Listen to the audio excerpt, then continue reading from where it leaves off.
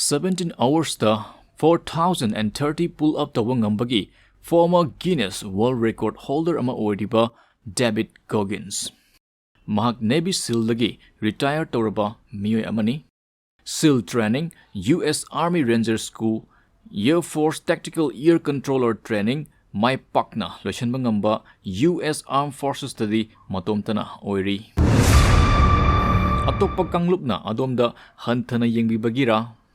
Adom nupini haiduna mina hantana yengbibagira.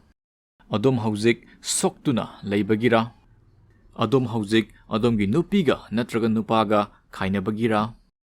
Adom hauzik depression da leibagira. Adom kahena noibagira. Adom hauzik yamna luba phibam amada leibagira. Adom yamna lairarabagira. Haujikti maduna adomgi complete change ama oihanabagi fuel oihalase. David Goggins 1975 ta New York ta poki. Mahaki mayamba amaga makhoi machin manau ani khakni. Mahaki mamagi mamingna Jackie aduga mapagi mamingna Tranis Goggins kawi. Mapana mamadagi chahi taraga taret halli. Mapana makhoibu luna tawbiramde. Mamaga mapaga sumsum yanaraktabadagi makhoi ani khainaki. David matam aduda chahi nipan khaktamak ngairi. Mahaki mamana mahaki mayambaga makhoi anibu Indiana town da puraki. David local Catholic school amada second grade ta mingchanki. Adubu mahaki performance fazaramde mahak toxic stress narami. David Goggins na 4th grade tamba matamda mahaki mamaga Wilmot ka thengnaki. Wilmot na David Goggins bu hek pokchiba machagumna care tobirami. Mahaki mamasu yamna haraurami. Mahaki smile yamna mangalerami amadi taseng lami. Mahaki hanagi fazaraba sakpam adu amuk hanzilaki. Matam aduda Wilmot sahi 43 sure. Mahakna David Goggins ki mamada propose tawrami.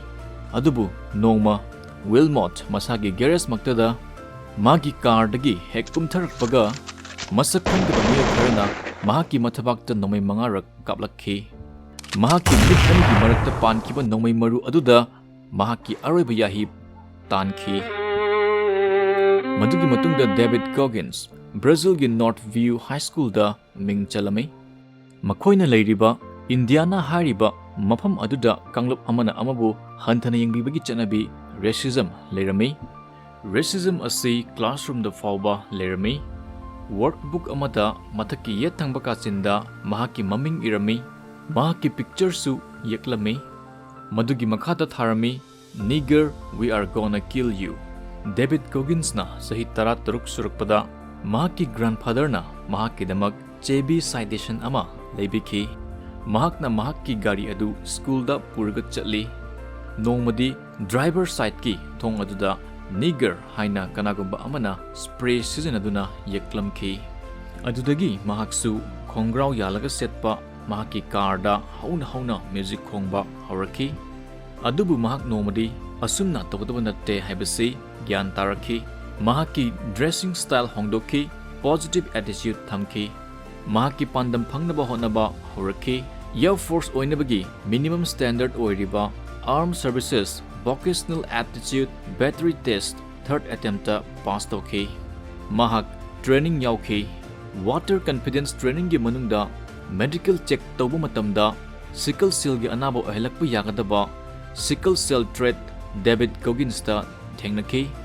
Masina exercise ka mari lenana khanghauduna siba fawba thogalakpa yabana maram oiraga training adudagi mahak pulok thokhi. Madugi matungda mahaki weight 255 pounds oiramadagi 300 pounds ki maya oiraki. Madudagi mahak yam kanna workout tawduna mahaki weight hanthahanki. Mahak Navy SEAL training yauki. Hell week numit manga makhai chupna sathaba 200 miles henna chelhanba.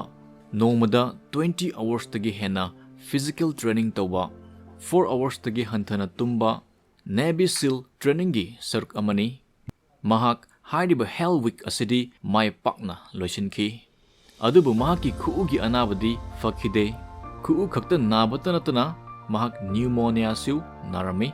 Adubu mahak tokkide.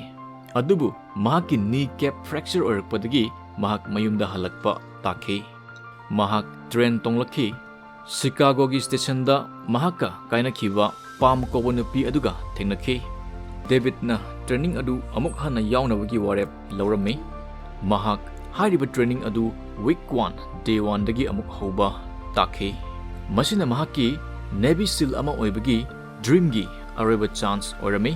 Adubu mahak training adu mai pakna loisinba ngamki. David 100-mile race yaukhi. Race adugidamak mahak hana preparation amata tawkide. 25 miles surakpada mahak manga suba position da chelami. 26.2 miles chelaklaba matungdadi mahakki phaibakki muscle sing yamna naraklami, makhongda e toklami. Adubu mahak pukning sontharamde.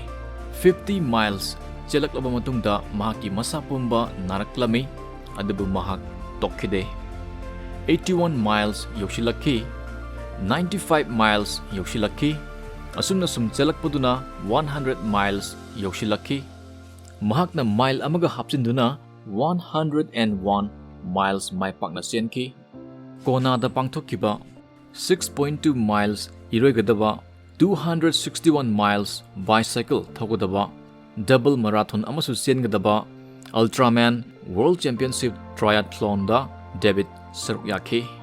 David triathlon adugidamak preparation fazana tawramde. Masagi bicycle su leiramde. Mingondagi ama waikhi. Triathlon aduda mahakna second takhi. David Goggins ki ahanba pull-up record attempt fail oikhi. 20 January 2013 da 17 hours da mahaki 4030 pull-up tawba ngambagi Guinness World Record thamki.